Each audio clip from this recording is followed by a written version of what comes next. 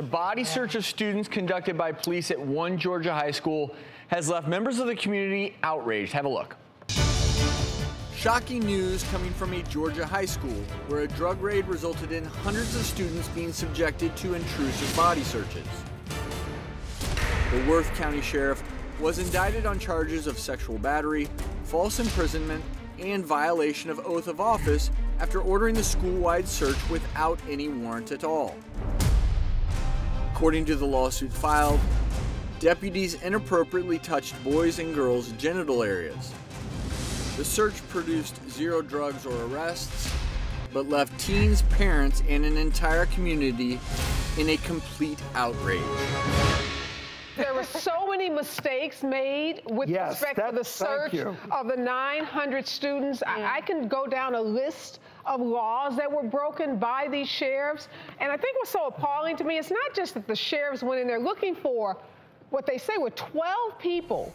Only 3 of them were at school this day. They knew that the 12 they were looking for weren't even on the school campus this day, and somehow they end up searching 900 students. And the school approved it, right? The school is pointing the finger at the sheriffs. The sheriff is saying that the school authorized it and approved it, and at the end of the day, parents send their kids to school to be safe.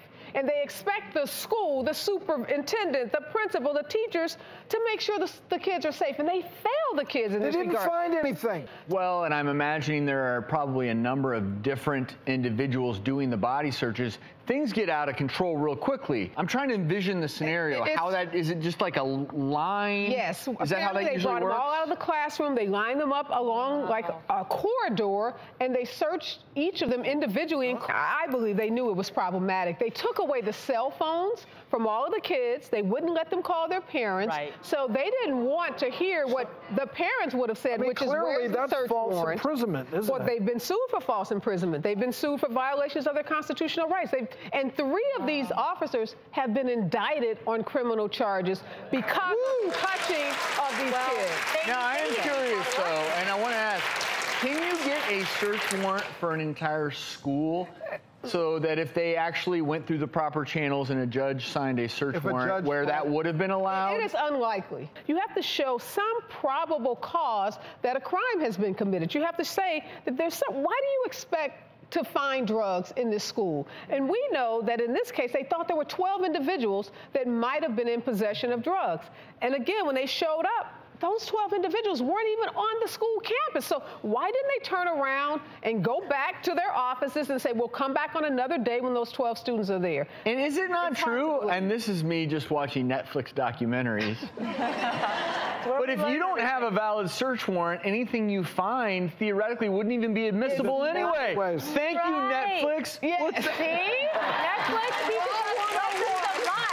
Let me read what the sheriff's office did issue in terms of a press release after the incident. It stated in part that the sheriff's office conducted an authorized search and that its deputies were instructed to perform a basic and non-intrusive pat-down. After it was discovered that one of the deputies had exceeded the instructions given by the sheriff took corrective action.